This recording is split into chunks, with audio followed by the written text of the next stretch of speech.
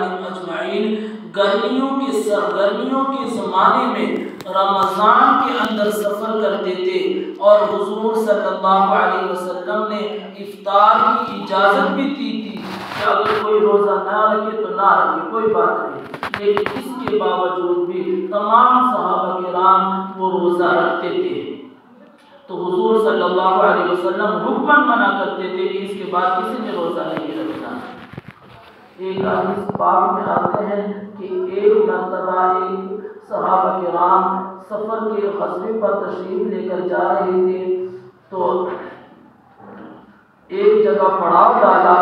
تو وہاں پہ انتہائی سخت گرمی تھی، اور صحابہ کرام رضوان اللہ اجمعین کے پاس غربت کی وجہ سے کوئی کپڑا بھی نہیں تھا جو آفتاب کی شعاعوں سے اس کے ذریعے بچا جا سکے۔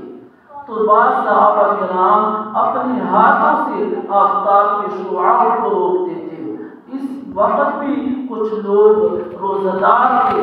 اور کھڑے ہونے کا تحمل نہ کر سکے اور گر گئے۔ حضرت سلمان فارسی رضی اللہ تعالی عنہ کی روایت ہے کہ حضور صلی اللہ علیہ وسلم نے فرمایا،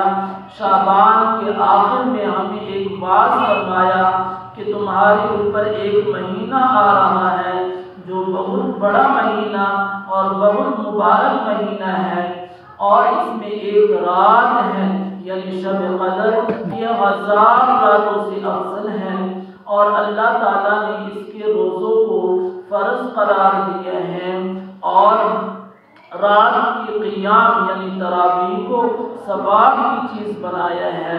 اور جو شخص اس رمضان کے مہینے میں اللہ کے قرب کسی نیکی کے ساتھ اللہ کا قرب حاصل کرے، ایسا ہے جیسا کہ غیر رمضان میں اس نے فرض ادا کر دیا، اور جو شخص ایک فرض اس میں ادا کرے ایسا ہے کہ غیر رمضان میں اس نے 70 فرض ادا کر دیے۔ اور یہ صبر کا مہینہ ہے، اور صبر کا بدلہ یہ جنت ہے،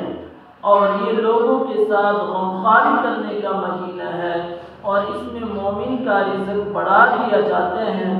اور جو شخص کسی مسلمان کا روزہ افطار کرائے تو اللہ تعالیٰ اس کے لیے گناہوں کے معاف ہونے اور آگ سے خلاصی کا سبب ہوگا، اور اس روزہ دار کی مانند اس کو ثواب ملے گا، اور روزہ دار کے ثواب سے کچھ کم نہیں کیا جائے گا۔